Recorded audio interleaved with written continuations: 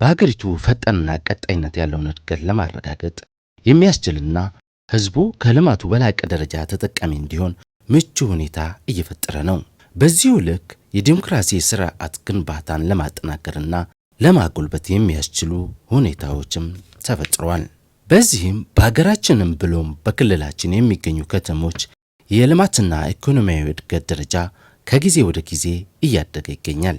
የህዝቡ የልማት ተጠቃሚነትም እየጎላ መጥቷል። በሌላ በኩል ደግሞ የዲሞክራሲ ስርዓቱ እየጎለበተ በመምጣቱ ሞጋች ህብረተሰብ እየተፈጠረ ነው። ህዝቡ ባካሄደው በጥልቅ መታደስ ግምገማ ወቅት የልማትና የመልካም አስተዳደር ችግሮች በግልጽ የተወያየ ሲሆን በዚህም አሁን አንጻራዊ ለውጦች ተስተውለዋል።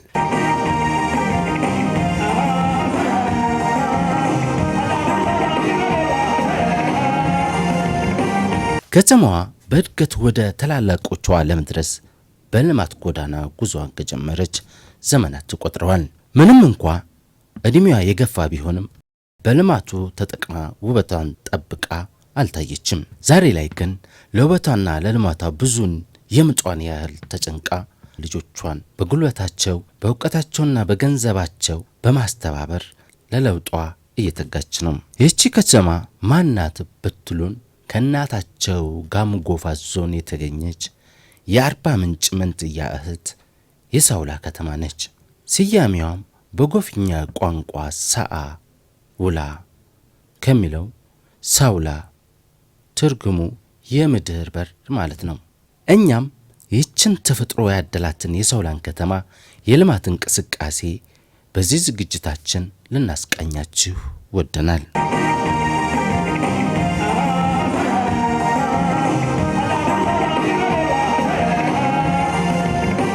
የሳውላ ከተማ ነዋሪዎች የከተማ ልማትና እድገት ከጊዜ ወደ ጊዜ እየተሻሻለ መምጣቱን ይናገራሉ። በዚህም በክልልና በዞን ደረጃ እውቅና በማግኘቷ የዋንጫ ተሸላሚ መሆኗ ከፍተኛ ደስታና ለቀጣይ ስራ አነቃቅቷቸዋል። ሆኖም በህዝብና በመንግስት በጋራ የሚሰሩ ውስንነቶች እንዳሉም አልሸሸጉም። ሳውላ ዛሬ ያያችኋት ሳውላ ቀደም ሲል በዚህ አይነት መልኩ አልነበረችም።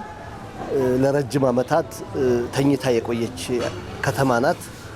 ከተወሰኑ ዓመታት በኋላ መንግስትም ትኩረት ሰጥቶ ህብረተሰቡን አሳትፎ ብዙ ለውጦች በሳውላ ከተማ ላይ በአሁኑ ሰዓት የምታያቸው እነዚህ ትላልቅ ፎቆች፣ ትላልቅ የንግድ ድርጅቶች፣ ትላልቅ ባንኮች፣ የተለያዩ ባንኮች የተከፈቱበት ትልቅ የንግድ እንቅስቃሴ ያለባትና ከፍተኛ እንግዶች የሚያርፉባት ከተማ ሆናለች። ሳውላ በእርግጥ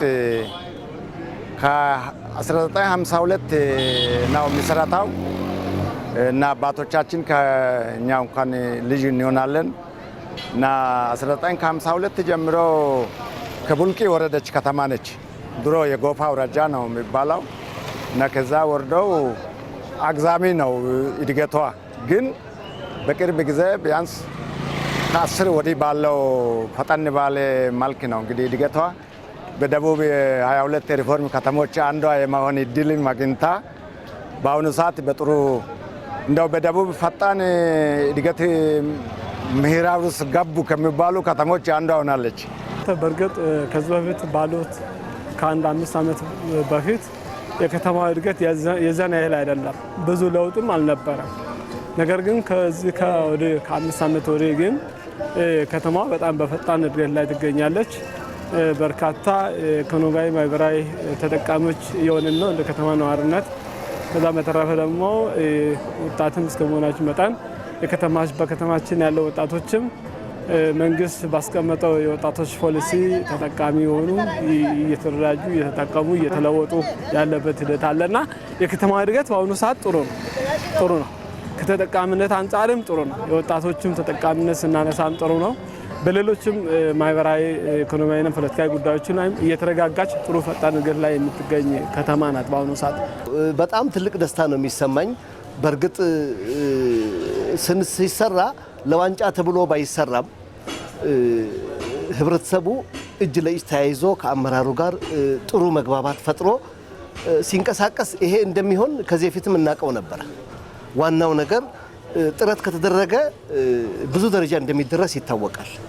አሁንም ለወደፊትም በዚሁ አይነት መልኩ ህብረተሰቡ ከተማውን ለማሳደግ የህብረተሰቡ ፍላጎት የህብረተሰቡ ጥረት ከዚህ ከፍተኛ ነው። ስለዚህ ወደፊትም ቢሆን ይህንን ዋንጫ እስከዛሬም አለማግኘታችን በጣም እያሳዘነን ነበር። በዚህ አመት ደግሞ ይህንን ዋንጫ ማግኘታችን ትልቅ ደስታን የፈጠረልን ትልቅ መነሳሳት ነው። ይሄ የተግባር ውጤት ነው። የከተማ የእድገቷ ምልክት ነው ማለት ይቻላል። ከተማዋ ባሳየችው ነው ይሄ ዋንጫ የመጣው። በጣም ደስ ብሎናል። እንደ ከተማ ነዋሪነት እንደ ወጣትነት በወጣቱ ላይ የመጣ ለውጥ ነው ደረጃ ተሰጥቶ የመጣው። አጠናክሮ መቀጠል አለበት የሚባለው ነገር ምንድነው? አሁንም ቢሆን መንግስት ይሄ አሁን የተጀመረው ነገር በቂ አይደለም። ወጣቶችን ወደ ስራ ማስገባቱን በቂ አይደለም፣ ገና ነው። ስለዚህ ወጣቶችን ወደ ስራ ማስገባት ነገር ላይ አሁንም ጠንክሮ መስራት አለብን የሚል ነገር አለ። ሳውላ ከተማ አስተዳደር መዘጋጃ ቤት የአገልግሎት አሰጣጥ ደረጃ በማሻሻል ቀልጣፋና ተደራሽ ለማድረግ እየሰራ ይገኛል። የተገልጋዩ ተጠቃሚነትና እርካታን በበለጠ ለማጎልበትም የከተማዋ አስተዳደር ጥረት እያደረገ ነው።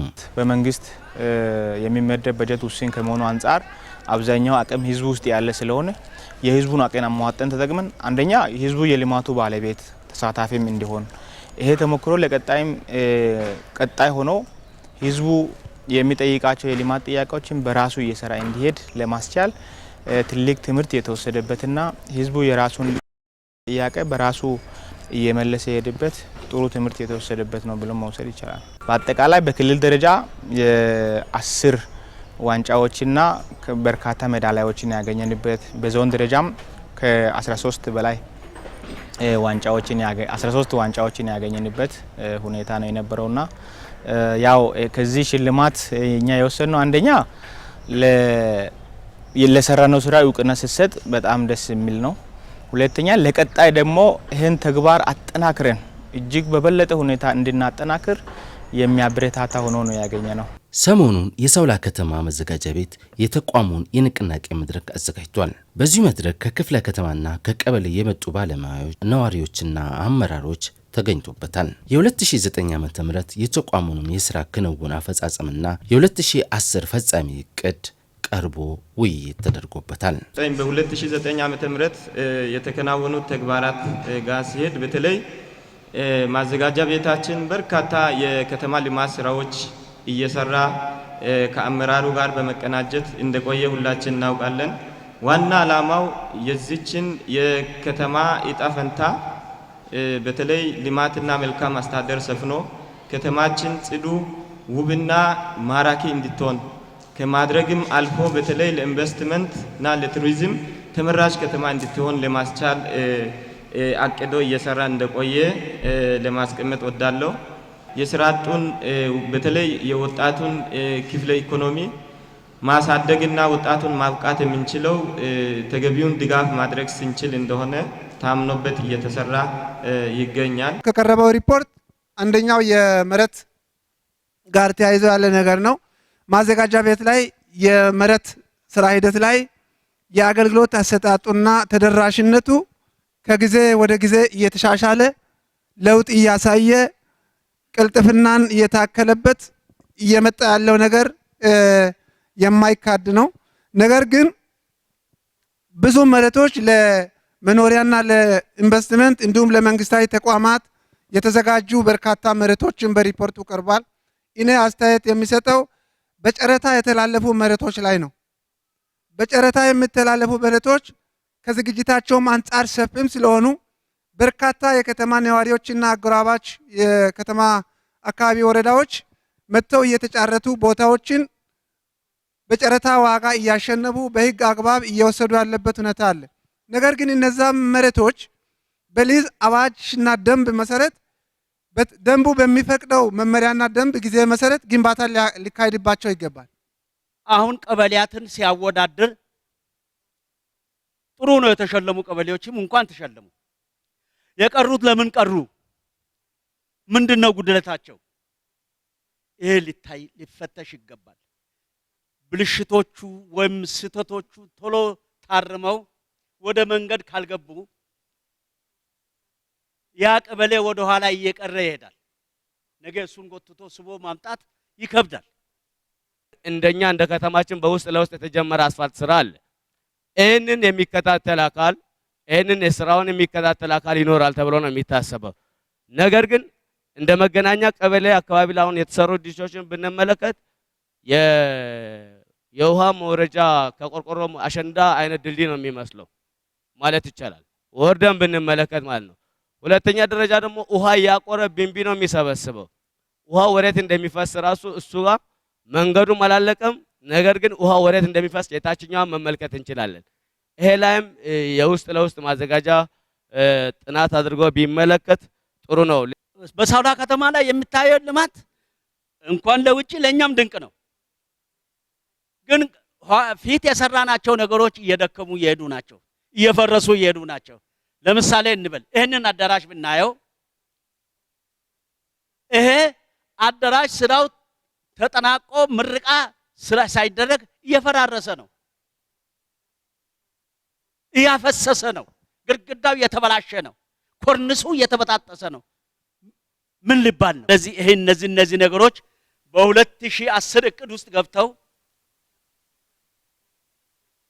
የሚስተካከሉበት መንገድ ቢቀየስ የልማቱ ስራ በእውነት ለኛም ማን ይሰራል የሚለውን ያልን ነው። ግን ይቀራል።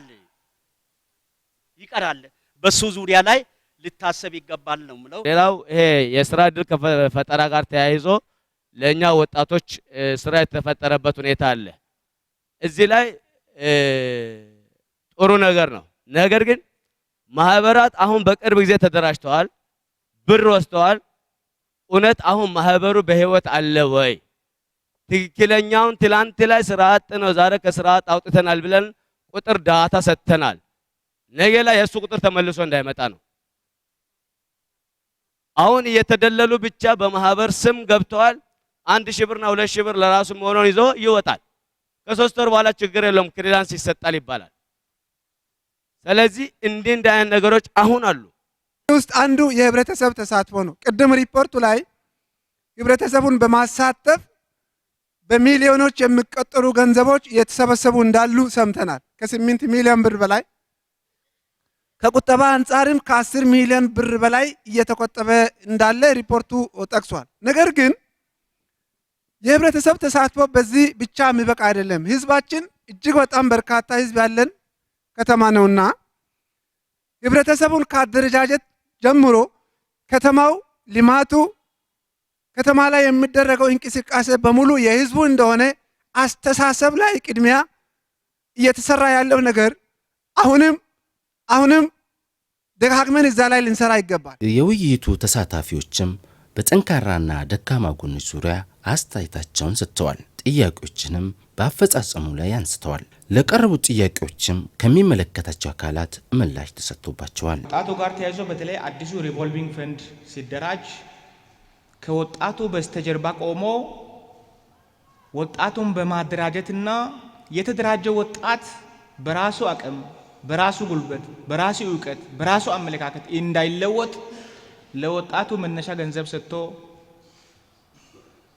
ዝም ብሎ ህገወጥ የሆነ ስኬሌተን ጎስት የሆነ ማህበር እንዲፈጠር አድርገው ከበስተጀርባ ያለ የሚዋልል ነጋዴ አለ፣ ሌላ ትልቅ እጅ አለ ያላችሁት ግምገማ ትክክል ነው።